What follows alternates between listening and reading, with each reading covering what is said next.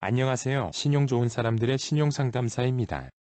신용 좋은 사람들에서 제공하는 신용 컨설팅 서비스가 정확히 어떤 것인지 궁금해 하시는 분들이 많이 계십니다.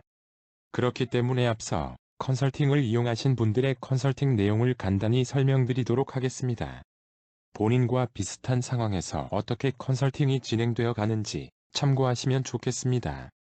이번 영상에서는 출퇴근용 차량 때문에 개인 회생을 신청한 30대 남성의 컨설팅 사례를 살펴보겠습니다. 우선 상담인의 상황을 간략히 알아보겠습니다. 아직까지 연체는 되지 않았으나 총 채무액 원금은 8,600만 원으로 월 상환액 부담이 높아 연체에 임박한 상황입니다. 재산은 채무자 명의로 중고 시세가 2,500만 원 정도의 차량이 있고 배우자 명의 재산으로 전세 보증금 2억 3천만 원에 전세 대출금 1억 4천만 원이 있어 순보증 금액은 9천만 원입니다. 가족 관계는 본인과 배우자 그리고 미성년 자녀 1명이 있는 3인 가구입니다. 소득은 월 350만 원이며 천안시에 거주하고 있습니다. 컨설팅의 상담인이 문의한 사항을 알아보겠습니다. 상담인이 가장 중요하게 여기는 것은 추심을 최소화하는 것입니다. 물론 채무 감면도 어느 정도 고려 사항입니다. 출퇴근용 차량을 보유하고 있는데 집과 회사의 거리가 멀고 대중교통을 활용하기 어려워 꼭 필요한 상황이나 워크아웃 신청 시 문제가 될 수 있다고 하여 걱정을 하고 있습니다. 그리고 배우자가 전세 보증금 등 재산을 가지고 있어 본인 채무로 인해 배우자의 재산에 악영향이 있을 수 있는지도 문의해 주셨습니다. 연체가 임박하여 언제부터 본격적인 추심이 발생하는지 문의해 주셨습니다. 상담인은 미래의 계획을 세우기 위해 채무조정 신청 시 매월 변제하게 되는 금액을 대략적으로 알기를 희망하였습니다.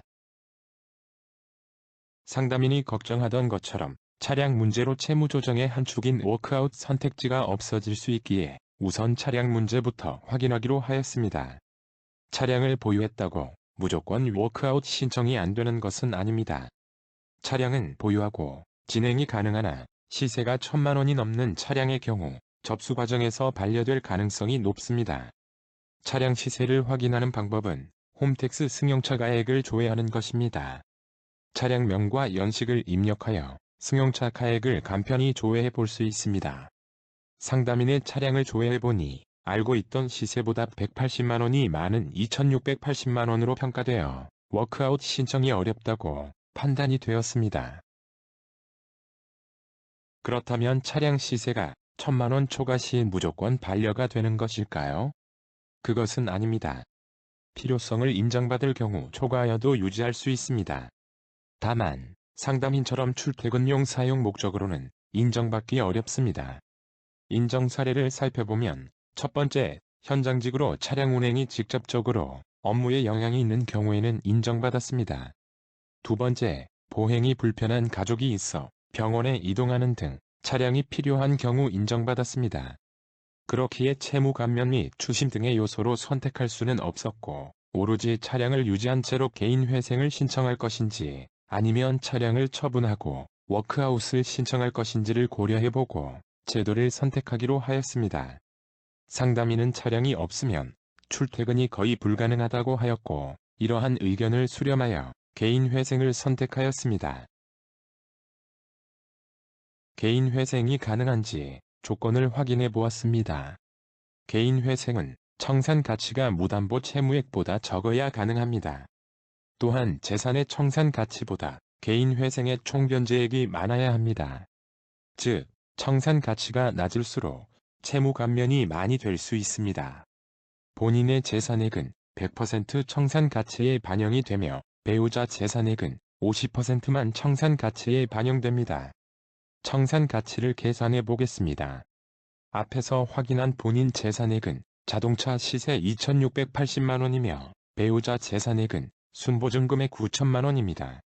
본인 재산액에 배우자 재산액 절반인 4,500만 원을 더한 7,180만 원이 개인 회생 청산 가치가 됩니다.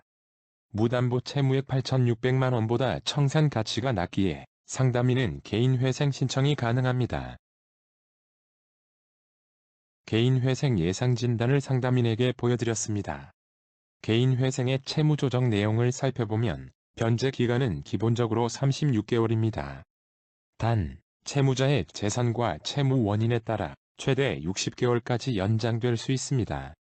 채무 감면은 신청 당시의 채무자의 원리금 총액에서 개인 회생 총변제액을 차감하고 남은 채무 잔액을 탕감을 해줍니다. 개인 회생 총변제액은 채무자의 소득에서 부양가족에 따른 생계비를 차감한 월 변제액을 산정된 변제기간 동안 변제한 금액을 말합니다. 개인 회생은 재산의 청산 가치보다 많이 변제해야 개인 회생을 진행하실 수 있습니다. 앞에서 살펴보았듯 상담인의 청산 가치는 7,180만원입니다. 상담인은 1.5인 부양가구로 인정되었습니다. 이유는 소득이 있는 배우자는 피부양에서 제외되며 개인 회생은 부부가 동등하게 소득이 있는 경우 미성년 자녀들을 공동 부양한다고 판단하기 때문입니다. 따라서 본인과 공동 부양하는 자녀만으로 계산하면 월 변제액은 소득 350만원에서 부양가족 1.5인 생계비 약 177만원을 차감한 약 173만원으로 결정됩니다. 월 변제금 173만원을 36개월 변제 시 총변제액의 현지 가치는 약 5,994만원입니다. 총변제액의 현지 가치가 청산 가치보다 적기에 개인 회생이 진행될 수 없습니다. 이러한 경우 개인 회생은 최장 60개월까지 변제 기간을 연장하여 절차를 진행할 수 있도록 하고 있습니다. 계산 결과 46개월 변제 시 총변제액의 현지 가치는 약 7,304만원이 되며 청산 가치보다 많게 되어 개인 회생을 진행할 수 있었습니다. 최종 변제 기간은 46개월이며 총변제액이 약 7,943만원이고 채무 감면율은 8%입니다. 상담인은 생각보다 감면이 덜 되는 개인 회생에 우려를 표하며 추가적인 문의를 주셨습니다. 워크아웃도 다시 한번 생각해보기 위해 차량 처분 방법을 물어보셨고 단순 매각과 명의 이전 방법을 안내해드렸습니다. 그러나 워크아웃은 채무 감면이 더 안 될 것이라 조언을 드렸습니다. 그나마 채무 감면이 되는 개인 워크아웃도 원금 100% 변제가 예상되며 개인 워크아웃은 연체 3개월 이상 되어야 신청 가능함을 말씀드렸습니다. 이 말을 들은 상담인은 최종적으로 워크아웃을 포기하였고 개인 회생 절차 및 비용에 대해 문의하셨습니다.